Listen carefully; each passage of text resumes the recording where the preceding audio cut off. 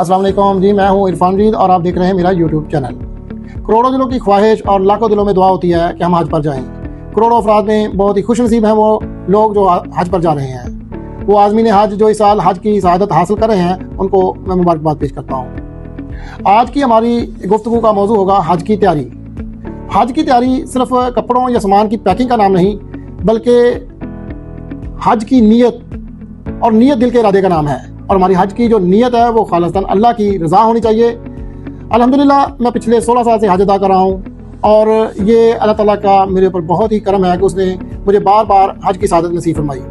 हमारी कंपनी पिछले 20 साल से हुज्जाज कराम की हुज्जाज कराम को ना सिर्फ खिदमत फराहम कर रही है, बल्कि बेहतरीन सर्विसेज के साथ साथ मार्केट में बेहतरीन रेटिंग भी हासिल की है। वो आज़मीन हज जो पहली दफ़ा या इस साल हज के लिए रवाना हो रहे हैं, वो मेरी इस वीडियो को आखिर तक ज़रूर देखिएगा।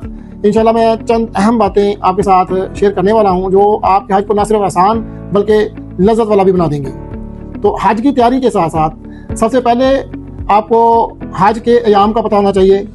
हज ज़ुल्हिज्जा के चंद मखसूस दिनों को अयाम हज कहा जाता है। 8 ज़ुल्हिज्जा से 13 ज़ुल्हिज्जा तक के जो अयाम हैं, इनको अयाम हज कहा जाता है। वो आज़मीन हज जो हज की शहादत हासिल कर रहे हैं, वो इस बात को ज़हन नशीन कर लें। ये बहुत अहम बात मैं आपके साथ शेयर करने वाला हूँ कि इस बात को ज़हन नशीन कर लें कि आपको अल्लाह ताला ने ये जो हज की शहादत नसीब फरमाई है, ये आपके पैसे की वजह से नहीं, आपके मनसब या ओहदे की वजह से नहीं है, बल्कि अल्लाह ताला की तरफ से खास बुलावा आया है और आप अल्लाह ताला के मेहमान बन रहे हैं। हज की तैयारी में जो 3 चीज़ें आपने 8 ज़िलहज्जा से जब आपने हज का सफ़र शुरू करना है, तो हज की तैयारी में ये 3 चीज़ें आपने अपने पास रखनी है। यकीन कीजिएगा अगर ये 3 चीज़ें आपके पास हुई तो आपका हज इंशाल्लाह कबूल तो होगा ही और सुकून भी होगा, लज्जत वाला भी होगा। वो 3 चीज़ें कौन सी हैं? नंबर 1 सब्र, शुक्र और इखलास। वो हुज्जाज कराम जिनको कोई मुश्किल पेश आ गई है, कोई ट्रांसपोर्ट के दौरान या खुदा न खास्ता खैमों में कोई इशू बन गया है, तो वो सब्र का दामन, जो सामान आपने साथ रखा होगा, वो सब्र जो उसको इस्तेमाल करें।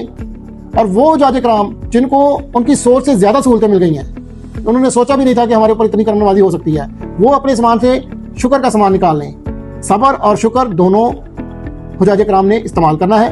तीसरा इखलास, और आपको दोनों ही हालतों में इखलास, अल्लाह ताला की रज़ा को शामिल हाल रखना है। इंशाल्लाह इन 3 चीज़ों को अगर आपने अपने साथ रख लिया तो आपका हज ना सिर्फ आसान होगा, यकीन करें कदम कदम पर आपको लज्जत महसूस होगा। जैसे ही आप वादी मिना में दाखिल हो रहे हैं, आपकी ज़ुबान पर बुलंद आवाज़ में सदाएं बुलंद हो रही होनी चाहिए।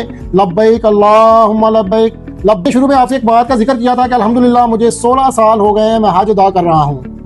तो इस बेशक ये मेरे अल्लाह ताला की करम नवाज़ी है। मैंने 2011 में जब पहली दफ़ा हज अदा किया, तो जब मेरा पहला सफ़र था, मैं वादी मिना की तरफ रवाना था, बस में बैठा हुआ था। हमारे जो ग्रुप लीडर मुफ्तियान इकराम थे, उन्होंने उस वक्त ये जिक्र बुलंद करने के लिए हमें कहा कि आप जितनी बुलंद आवाज़ में ये जिक्र करेंगे, तलबिया पढ़ेंगे, इंशाअल्लाह ताला जितनी बार पढ़ेंगे अल्लाह ताला आपको बार बार हाज़री नसीब फरमाएगा। तो उस दिन पहला हज जो मैं अदा कर रहा था, जो कफ़ियत थी, आंसुओं की लड़ी जारी थी, और उस कफ़ियत से जो हज का नज़ारा लिया मैंने, अल्हम्दुलिल्लाह मुझे आज भी याद है कि वो जो पहली मरतबा मैंने जिस लज्जत और कफ़ियत से तलबिया पढ़ा था, वो उसी की बरकत है कि अल्हम्दुलिल्लाह अल्लाह ताला ने आज तक मुझे बार बार हज की सआदत नसीब फरमाई। तलबिया पढ़ते हुए हम इंशाल्लाह चंद ही लम्हों में अपने खैमों में पहुंच जाएंगे। हुज्जाज कराम, यहाँ पर एक बात आपने समझनी है और बहुत ही ये अहम बात है। यहाँ पर फिर आपको वो 3 चीज़ें याद आएंगी जो आपने अपने सामान के साथ रखी हुई हैं, सब्र, शुक्र और इखलास। जैसे ही हम अपने खैमे के अंदर दाखिल होने लगेंगे, अब ये चूँकि हज जो है वो मकतब A, B, C और D की कैटेगरी, 4 कैटेगरी में आप हज पढ़ रहे होंगे।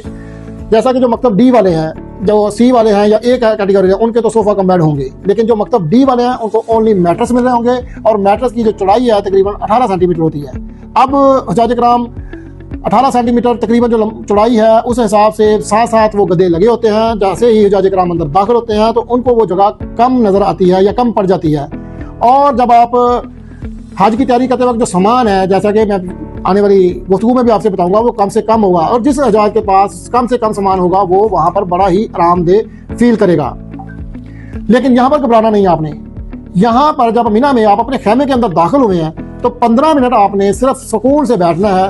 और 15 मिनट के बाद आपका जो वो जगह की जो कमी का एक जहन में ख्याल आया था, वो कैसे ख़त्म हो जाएगा।